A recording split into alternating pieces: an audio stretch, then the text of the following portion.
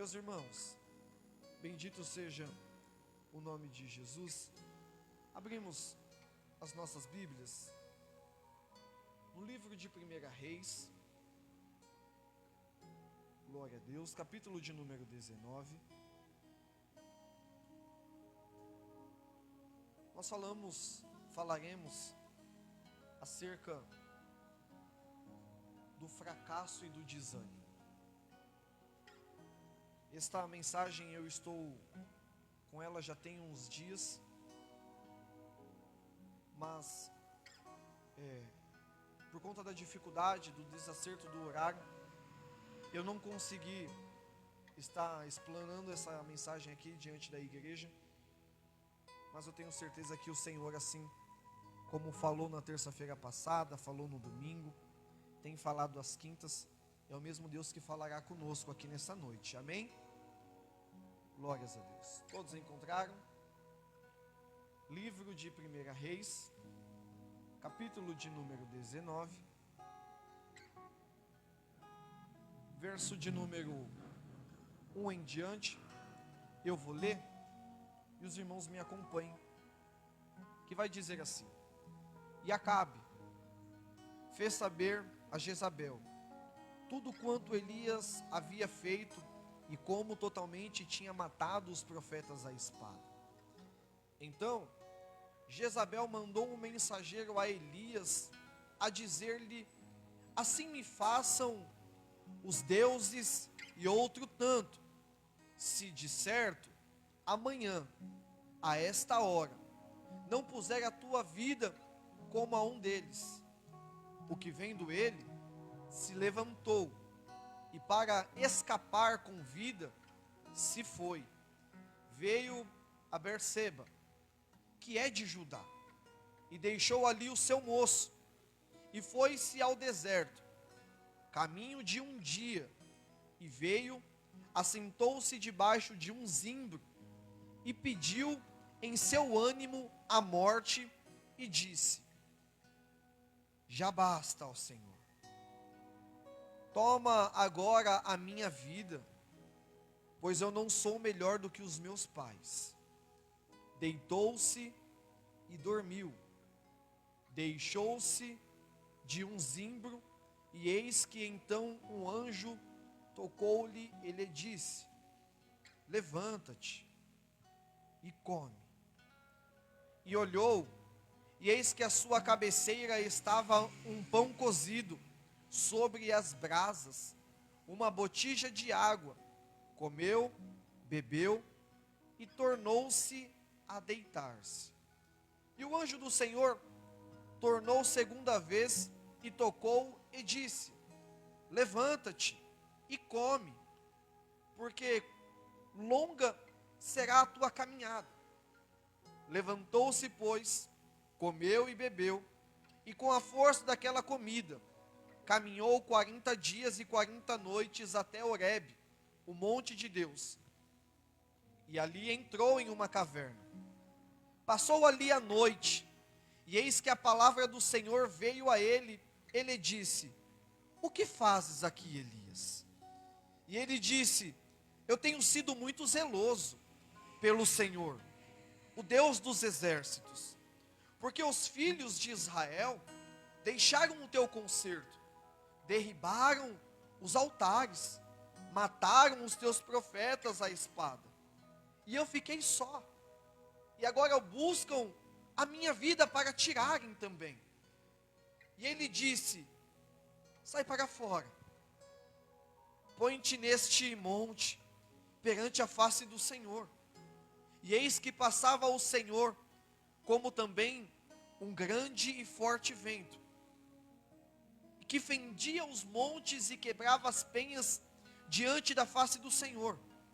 Porém, o Senhor não estava no vento. Depois do vento, veio um terremoto. Também o Senhor não estava no terremoto. Depois do terremoto, passou um fogo. Porém, também o Senhor não estava no fogo. E depois do fogo, veio uma voz mansa e delicada. E sucedeu que, ouvindo a Elias, envolveu-se o seu rosto em sua capa e saiu para fora. Pôs-se à entrada da caverna, e eis que veio a ele a voz que dizia: o que fazes aí, Elias? E ele disse: eu tenho sido extremamente zeloso pelo Senhor, o Deus dos exércitos, porque os filhos de Israel deixaram o teu concerto, derribaram os teus altares, mataram os profetas à espada. Eu fiquei só, buscam agora a minha vida para tirarem. E o Senhor disse: vai, volta pelo teu caminho para o deserto de Damasco. Vem, unge a Azael, rei sobre a Síria. Também a Jeú, filho de Ninsi, ungirás rei de Israel. Também Eliseu, filho de Zafate, de Abemoalá, ungirás profeta em teu lugar. E há de ser que o que escapar da espada de Azael, mata-lo-á Jeú, e o que escapar da espada de Jeú, mata-lo-á a Eliseu. Também eu fiz ficar em Israel 7.000, todos os joelhos que não se dobraram a Baal, e toda a boca que não o beijou. Até aí. Glória a Deus. Meus irmãos, nós entramos em um texto muito importante, onde está relatando a história de Israel, aonde está detalhando sobre os profetas de Baal, os profetas de Jezabel, e vai dizer agora que o homem de Deus, o profeta Elias, ele se depara em uma situação um pouco complicada, e eu vou explicar para você o porquê. Vai dizer que Deus dá uma ordem para Elias, e Elias, agora, ele vai até a casa de Acabe. Elias começa a pressundir contra Acabe, e vai dizer que há Deus em Israel, e ele vai dizer que é um Deus sobre todo o povo. Agora, Elias, ele declara e decreta sobre Israel que não haveria chuva, que não desceria do céu orvalho algum, segundo a palavra dele. Então vai dizer que, segundo a palavra do homem de Deus, Deus se responsabiliza em cumprir conforme foi dito. Então vai dizer que agora, Elias se encontra em uma situação um pouco complicada. Pouco mais de 3 anos, não chove em Israel. Então vai dizer agora que o cenário passa a se tornar um pouco caótico. Por quê? Porque, segundo os costumes, segundo a tradição judaica, começa a padecer o povo que habitava naquela região, porque eles cultivavam, eles plantavam e eles mesmos colhiam. Então, conforme Elias libera uma palavra dizendo, não haverá chuva, o que Elias está dizendo é, a partir de agora, vocês vão viver no meio de um caos, porque não tendo chuva, certamente não haverá plantação.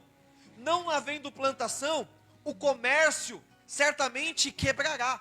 O comércio quebrando, as famílias não têm recursos para poder comprar alimento, porque não tem como plantar. Então, em outras palavras, para que vocês entendam, Elias, pela própria boca, declarou, vai começar a haver rumores. Elias, com a própria boca, começou a declarar, pessoas vão começar a passar necessidade. Elias, ao dizer não haverá chuva segundo a minha palavra, ele está dizendo, a partir de agora, nós vamos entrar em um confronto. Mas esse confronto, ele passa de ser físico, e ele se torna principalmente espiritual.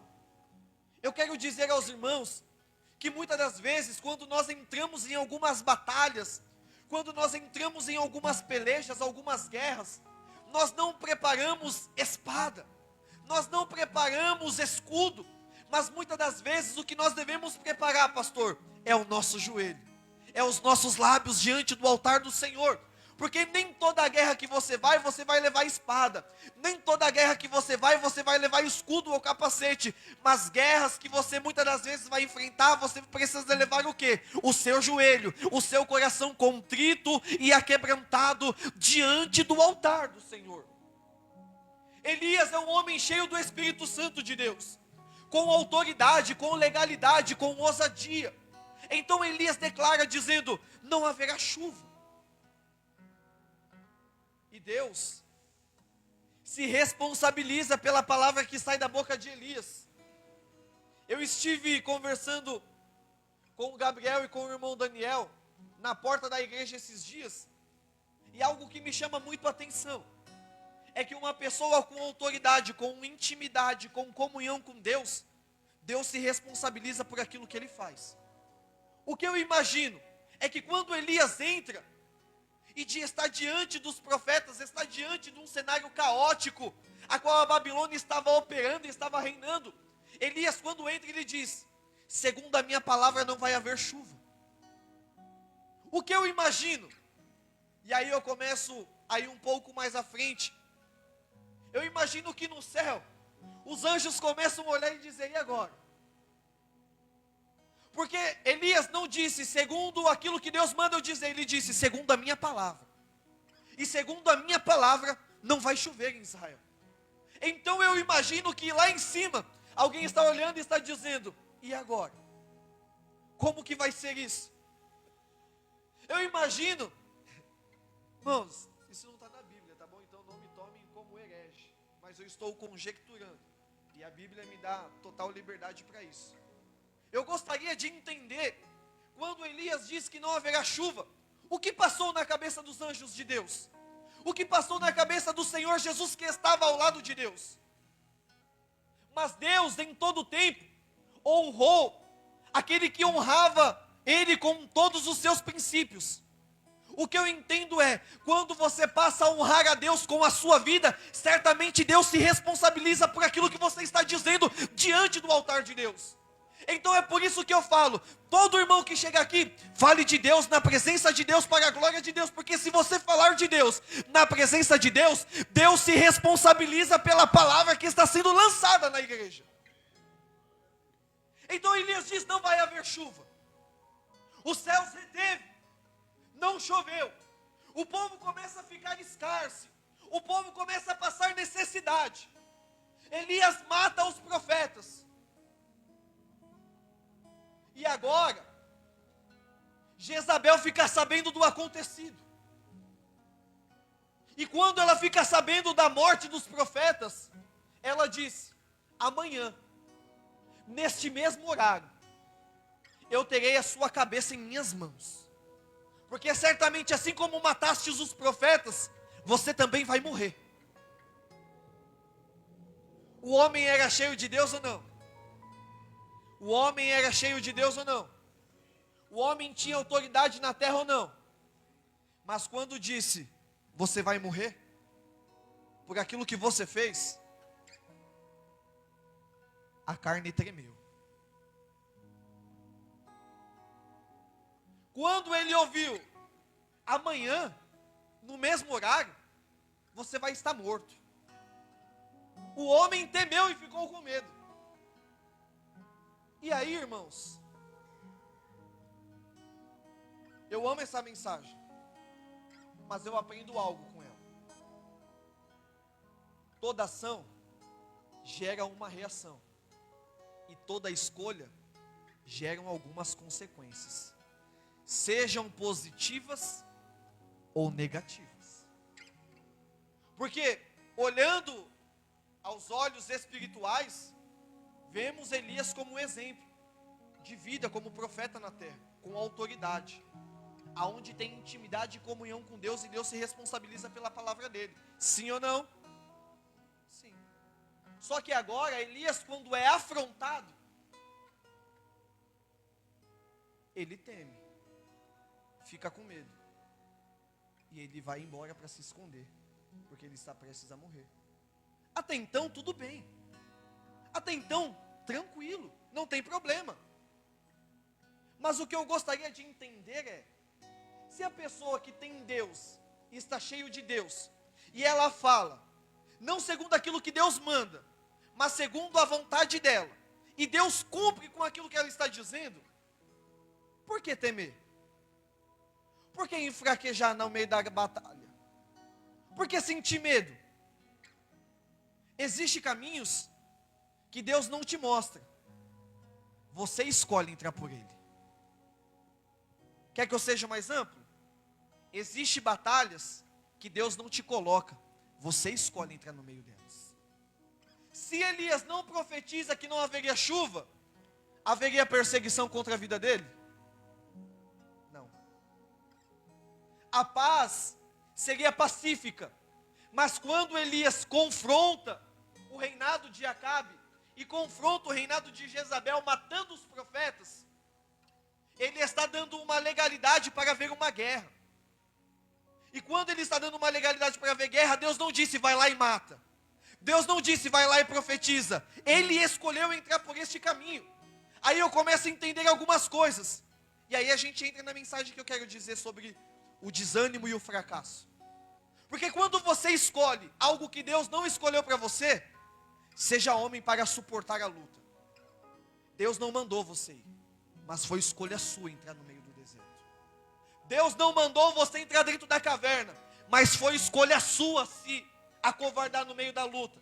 Deus não mandou você dizer aquilo que você disse. Seja homem, seja mulher para arcar com a sua responsabilidade diante dos homens e diante de Deus, porque é isso que Deus espera de você. Não adianta, depois de toda a confusão, depois de toda encenação, se fazer de coitadinho. Não adianta, irmãos. Porque Elias, quando profetiza, e quando ouve que a morte dele está perto de acontecer, ele teme, e ele foge. E quando ele foge, ele começa a caminhar e ele está cansado. Ele deita debaixo de um zimbro, e agora ele adormece. Só que quando ele adormece, o anjo do Senhor chega até ele, não sei se chutando, se bater na asa, mas diz que desperta ele e diz: acorda, tem pão aqui, tem água, coma, beba, porque a sua caminhada ainda vai ser muito longa. O que Deus estava dizendo para Elias é: você escolheu entrar no meio dessa batalha, eu estarei contigo. O que Deus disse é: você está cansado? Já descansou? Está com fome? Come. Come essa comida que está descendo do céu, porque você ainda vai caminhar mais um pouquinho. Em nenhum momento Deus disse: eu vou te deixar sozinho, Elias. Em nenhum momento Deus disse: eu vou te desamparar, Elias. Em nenhum momento Deus disse: eu vou deixar você sofrer, Elias. O que o anjo disse é: coma e beba, porque longa será a tua caminhada. O que o anjo estava dizendo em outras palavras é: você entrou no meio dessa batalha, mas Deus vai caminhar com você até onde você precisa chegar, Elias. Tudo bem. Ele come, ele bebe. 40 dias. Elias está andando no meio do deserto. Ele chega até o Monte Horebe, monte de Deus. Elias encontra uma caverna. E o que ele faz? Vou entrar na caverna. Elias está cansado.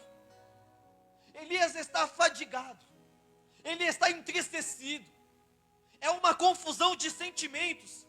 Eu imagino que a mente de Elias está entrando em colapso.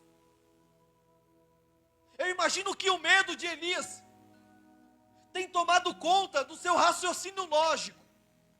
Então ele vai se deitar e vai dormir. Daqui a pouco o anjo do Senhor de novo aparece. Acorda, Elias.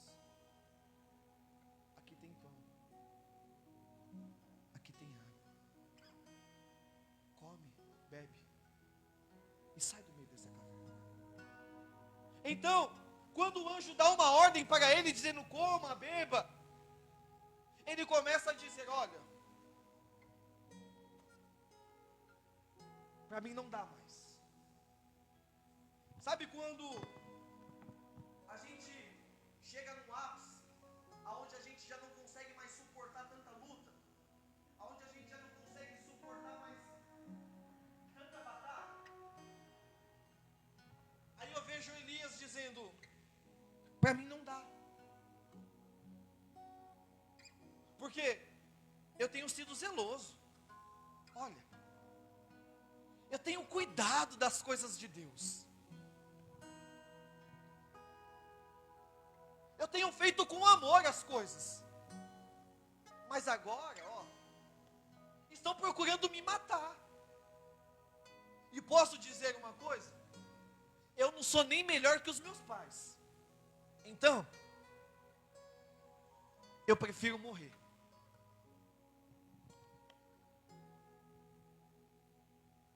Só se você tiver coragem.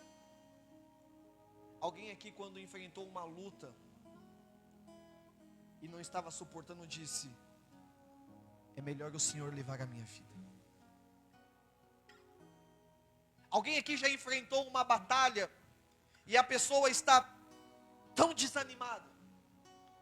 A sensação de fracasso, a sensação de perca, de desgosto, dizendo: eu tentei, eu fiz, eu dei a cara a tapa, eu fui criticado, eu passei por tudo, mas eu não aguento mais. Eu prefiro morrer, porque pelo menos eu vou deixar de sofrer desse jeito. Alguém já passou por isso? Não precisa levantar a mão. É só você e Deus agora. Quantas lutas você travou para chegar até aqui? Quantas batalhas você teve que enfrentar, saiu de lá ferido, machucado, para você chegar até aqui? Foi difícil? Mas me diga, quando foi que o Senhor te deixou? Agora eu quero que você pense. Você entrou na batalha porque Deus mandou, ou foi porque você errou em escolher errado? Você entrou no meio dessa luta, foi porque Deus mandou, ou foi porque você se precipitou em escolher? Sabe por que muitas pessoas dentro da igreja passam por cenários caóticos? Não é porque Deus quer que você passe, é porque você escolheu passar por isso. Você não esperou em Deus, você agiu pela emoção, agiu pela razão. Agora aguenta a consequência, irmão. Seja firme, seja forte. Não é hora de parar agora. Deus está dizendo: a comida que está descendo do céu, Deus abençoe, muito obrigado.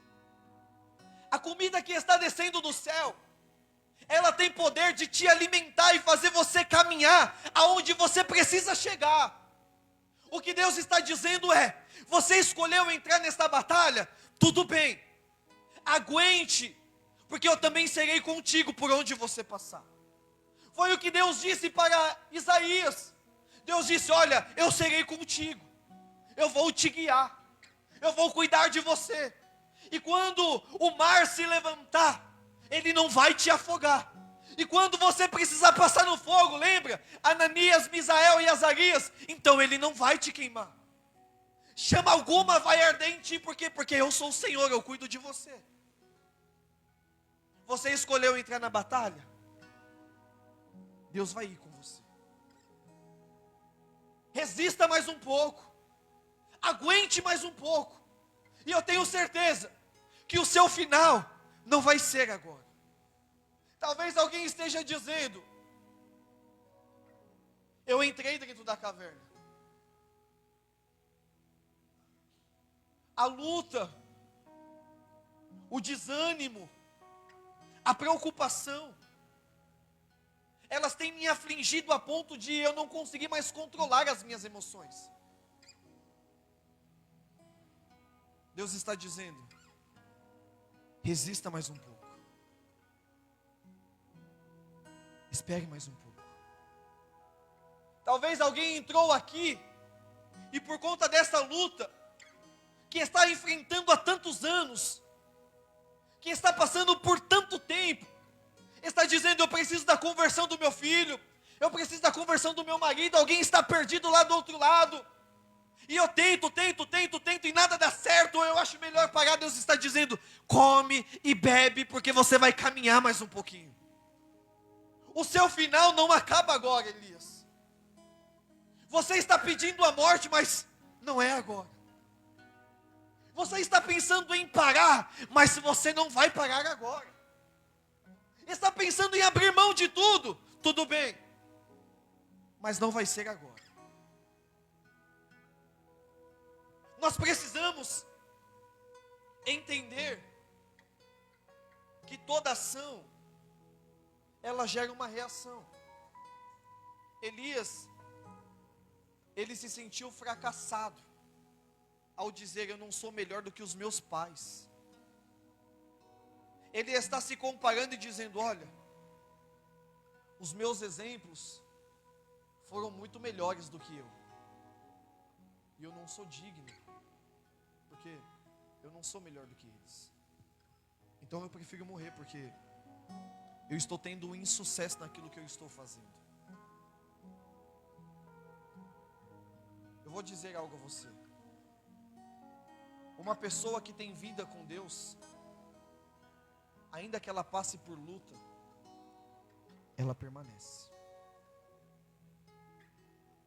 Uma pessoa que está com a sua vida diante do teu altar, do altar de Deus, ela passa por luta, mas ela permanece. Ela está passando na prova, mas ela está enxertada. Ela está no meio da dificuldade, o cenário está revirado, mas ela permanece na presença de Deus. Ela sabe que não foi qualquer coisa, que não foi qualquer preço, e que aquele que chamou ela não é qualquer pessoa. Ele é o alfa, ele é o ômega, ele é o princípio, ele é o fim, ele é general de guerra, nunca perdeu sequer uma guerra, uma batalha. A sua palavra não volta para ele vazia, sem antes fazer aquilo que é aprazível, sem antes fazer aquilo a qual ele ordenou. Agora, observamos que quando uma pessoa ela se sente desanimada, e você pergunta para a pessoa: tá tudo bem? Qual é a resposta que ela te dá? Você chega numa pessoa que ela está muito desanimada. Eu estou fraco. Aí você fala: irmão, Pai do Senhor, tudo bem? O que ela vai falar para você?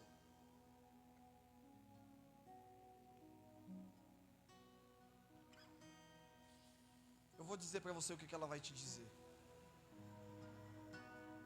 estou desanimado. Uma pessoa que está se sentindo fracassada, que está afastada da igreja, está saindo, você vai perguntar para ela: está tudo bem? Ela nunca vai dizer que está tudo bem. Ela sempre vai arrumar um monte de problema e dificuldade para dizer: é por isso que eu não vou à igreja. Ela vai dizer: eu estou desanimado. Você deixou de ir para a igreja? Estou doente. Eu estou fraco na fé. Eu peço até o irmão: ore por mim, apresente o meu nome na oração. Só eu que já presenciei isso, ou tem mais alguém aí comigo? Porque agora eu fiquei com medo, os irmãos estão me olhando: será que só eu passo por isso? Aí você vai falar: irmão, está tudo bem? Tá não, estou desanimado, estou fraco, estou doente. Irmão, apresenta o meu nome em oração. Tudo está dando errado na minha vida, não é possível, eu não aguento mais. Eu vou parar, eu vou desistir, eu não aguento mais, é problema. Olha, se eu pudesse eu morria, irmão, eu sumia daqui. Gente. Baseadamente, é mais ou menos assim. Você chega feliz para falar com o irmão e você sai de lá deprimido. É mais ou menos assim. Os irmãos que fazem acompanhamento pastoral, os irmãos que fazem acompanhamento de família, você entra feliz e você sai de lá carregando uma carga que chega a ser difícil para chegar até em casa, de tão difícil que é.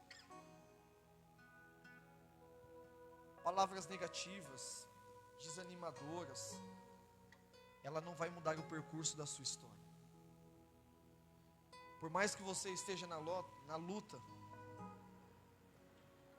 aquilo que você está dizendo: eu prefiro parar, eu prefiro morrer, eu prefiro desistir, eu prefiro largar, isso não vai mudar nada na sua vida. Eu vou deixar de ir à igreja, vai continuar tendo problemas e ainda maiores. Vou parar de cantar, vai continuar tendo problemas e ainda maiores. Vou deixar de servir a Jesus, vai ser pior do irmão. Essa é a verdade. Eu estou tentando ser o mais simples para vocês entenderem o que acontece na igreja hoje. Elias, quando foi contrariado por Jezabel dizendo: você fez? Fiz. então também a espada vai correr atrás de você.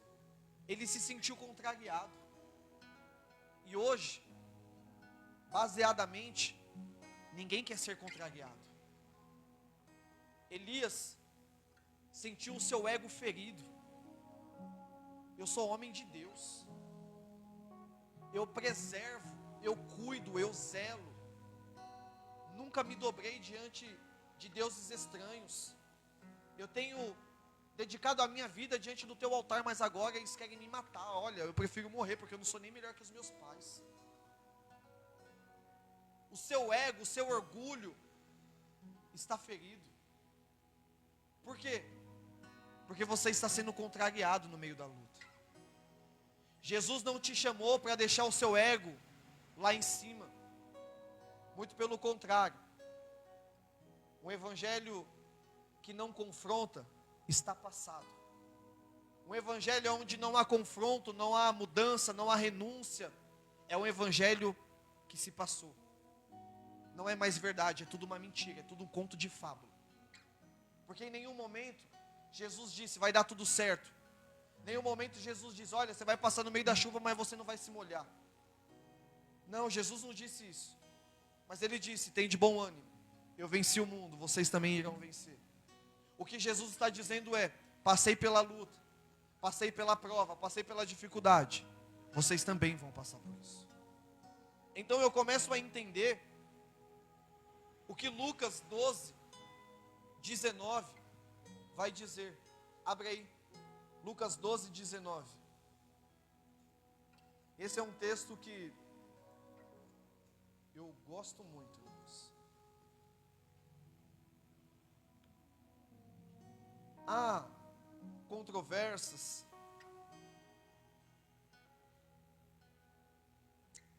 Lucas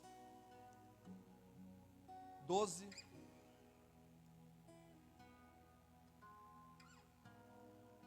19.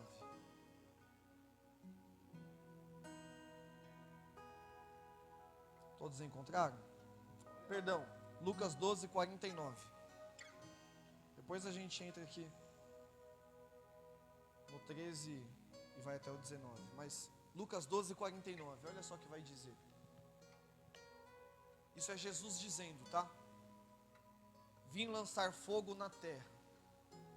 O que eu mais quero, se já está aceso, importa, porém, que eu seja batizado com um certo batismo, e como me angustio, até que venha a cumprir-se.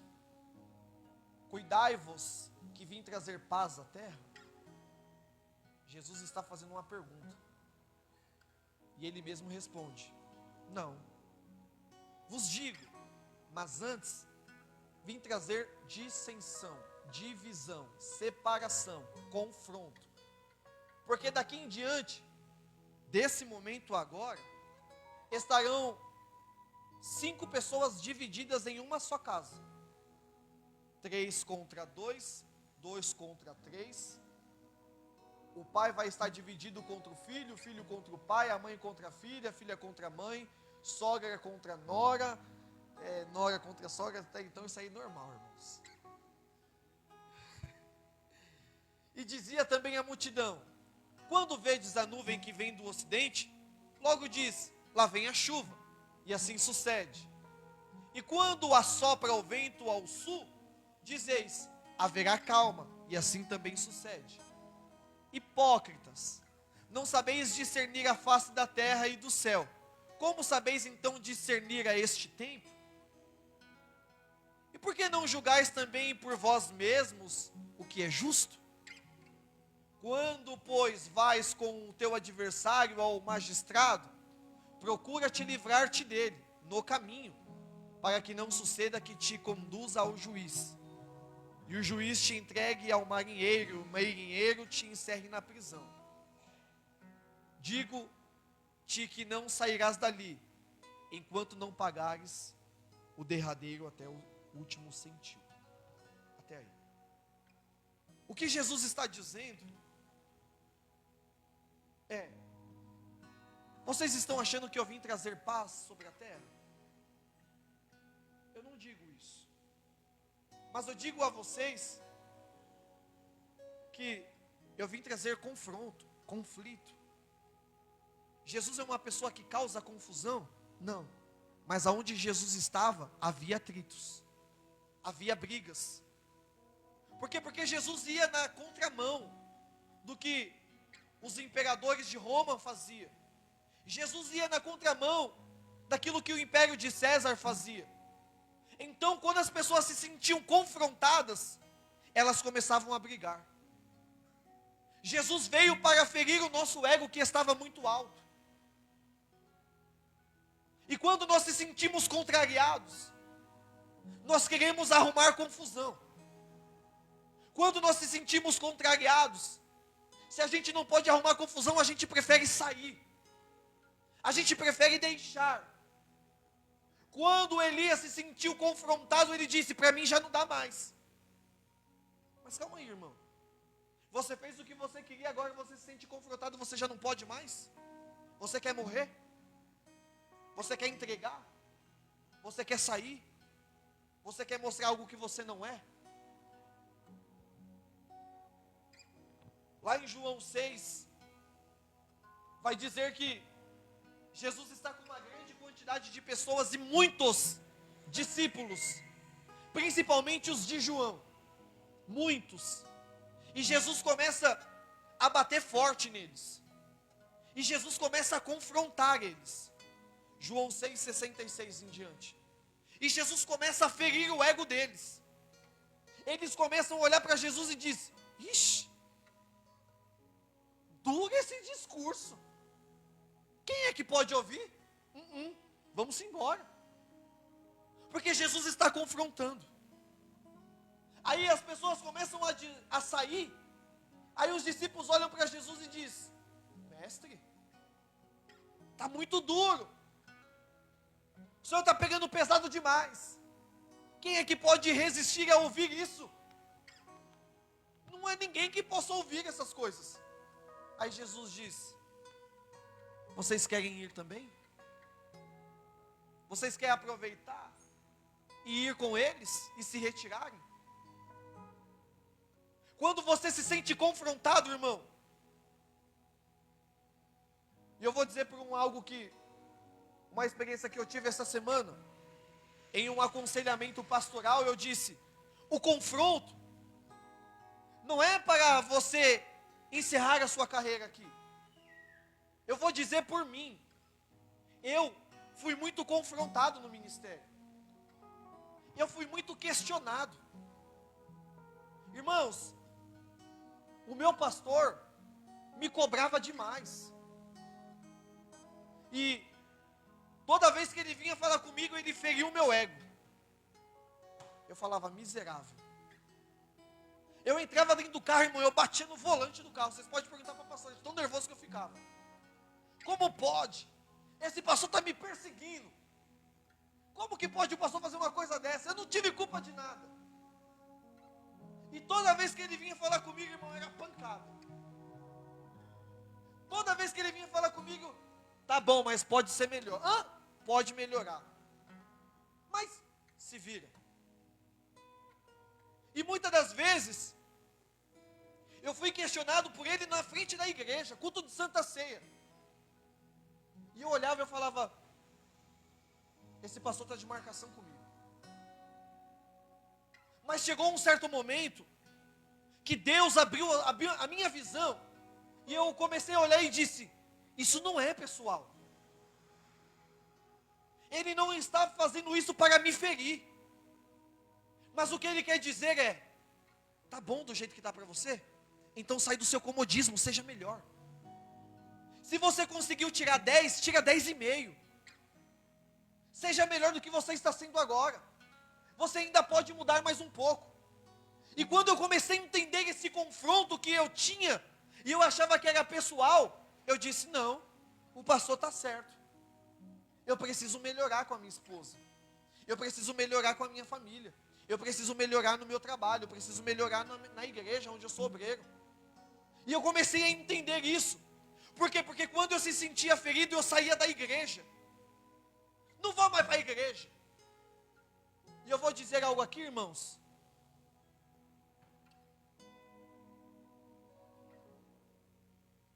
Já chegou o dia de eu ser obreiro músico da banda, deixar minha esposa, minha família na porta da igreja e fazer sabe o quê? Ir embora. Irmão, toma cuidado, o dia que você deixa de vir ao culto, não é só você que sofre, é sua família também. Por conta da sua escolha, a sua família acaba padecendo também. Ou você não sabia disso? Estou falando alguma mentira aqui? Por conta do seu ato, por conta da sua escolha, toda a sua família padece com você pelo seu erro. E tudo que eu achava que era contraditório e o pastor batia de frente comigo, eu tirava o pé para trás e disse, acabou. Aí eu chegava em casa e minha esposa ficava chorando, sentindo vergonha de quem eu era, daquilo que eu representava como chefe de família. Culto de Santa Ceia, Pai do Senhor, irmão, Deus abençoe. Deus abençoe. Quantas lideranças eu perdi por parar o carro no culto de Santa Ceia na porta da igreja e deixar minha esposa ir embora. Pastor, você estava desviado? Não, mas estava quase. Estava quase. Liderança de jovens. Quantas? Liderança de homens. O pastor tinha o costume de liderar, colocar líderes no culto de Santa Ceia. E teve dia da minha esposa me ligar, cadê você? O pastor está te chamando. Eu disse, não vou. O pastor levantou outro líder de jovens. E ele me procurou e disse, cadê o seu esposo? Preciso de vocês. E eu disse, não vou. Não conte comigo. Porque eu estava sendo contrariado, irmãos. Vou ser mais amplo e eu encerro aqui. Meu Deus do céu, eu tinha coisa aqui para falar. Mas um exemplo básico. Quantos empregos você deixou porque você foi contrariado pelo seu chefe? Quantas brigas você arrumou com a sua família porque alguém disse, eu prefiro rosa, não, eu prefiro azul. Eu prefiro branco, não, eu gosto do lilás. Aprenda a ser confrontado. Suporte. Aqui é onde nós falamos sobre Lucas, ou até mesmo João. Lucas 18 vai dizer que um jovem rico chega até Jesus, conhecendo toda a lei, conhecendo todos os preceitos e mandamentos. E Jesus disse, você precisa vender tudo que você tem e dar aos pobres. Ele disse, para mim não dá. Deixou de ser um homem que se chamaria por discípulo. Quando Elias entra na caverna, e ele disse, não posso, não faço e não quero. Deus disse, tá bom, você vai caminhar mais um pouquinho. Você vai ungir rei do norte, rei do sul. Entra dentro da cidade, por quê? Porque eu já tenho um sucessor e o nome dele é Eliseu. Aprenda uma coisa. A obra não vai parar por conta de você. A obra não vai parar porque você está se sentindo fracassado e desanimado. O seu desânimo está causando um fracasso interno dentro de você, está fazendo você a ir pelo caminho das ruínas. Mas nessa noite, Deus está tendo misericórdia da sua vida. Deus está tendo misericórdia da minha vida. Pastor, que palavra dura. Irmão, palavra para obreiro. Ou você suporta ser contrariado, ou você continua vivendo da vida que você quer viver. O que Deus falou para mim é, palavras negativas, desanimadoras, não vai mudar o percurso da sua história. Ou você reage, ou você continua dentro de uma UTI, incubador espiritual. Ou você toma uma atitude agora, ou permanece em estado de coma. A irmã Natasha trabalha como agente de saúde, né? A senhora sabe me dizer qual é o significado de uma pessoa que está em coma? Tenta ser mais simples para os irmãos entenderem.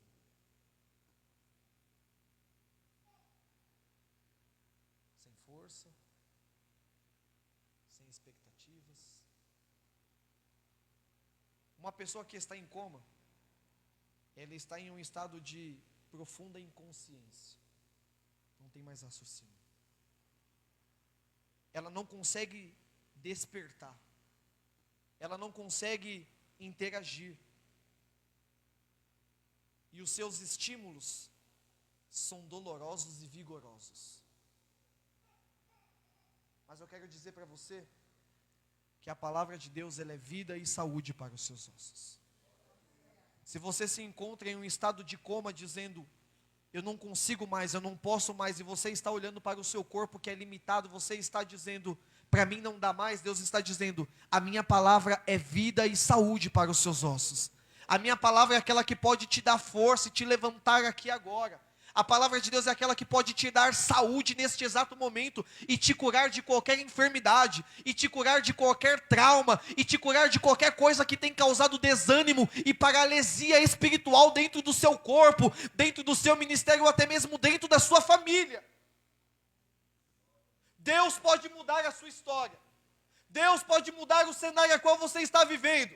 Ou você permanece em estado de coma, em uma intubadora, dentro de uma UTI, ou você começa a reagir com a injeção de ânimo que Deus está derramando sobre essa igreja, às terças, quintas e domingo. Ou você escolhe viver uma vida com Deus, ou continue levando as coisas do jeito que você acha que é. Mas eu tenho certeza de uma coisa, e eu encerro aqui. Diz 21:15. Ou você reage à palavra de Deus, ou continua vivendo fracassado. Continue levando uma vida de ruína. Continue levando um casamento de desânimo. As suas palavras negativas, as suas desculpas, não vai mudar o cenário dentro da sua casa. Ou você busca de Deus, ou você se enche com as coisas do mundo. Ou você ora pelo seu casamento, ou você vê ele indo embora, como uma água que vai escorrendo pelas mãos. Cuide da sua casa. Cuide da sua família. Cuide da igreja a qual você faz parte.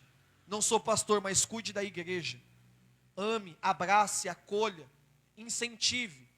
E eu tenho certeza que o crescimento, quando vem, ele vem por completo. Deus não faz obra pela metade. O que Deus faz é por completo. Amém, meus irmãos? Coloquemos-nos em pés em nome de Jesus. Aquele que puder, claro, aplauda o nome do Senhor Jesus.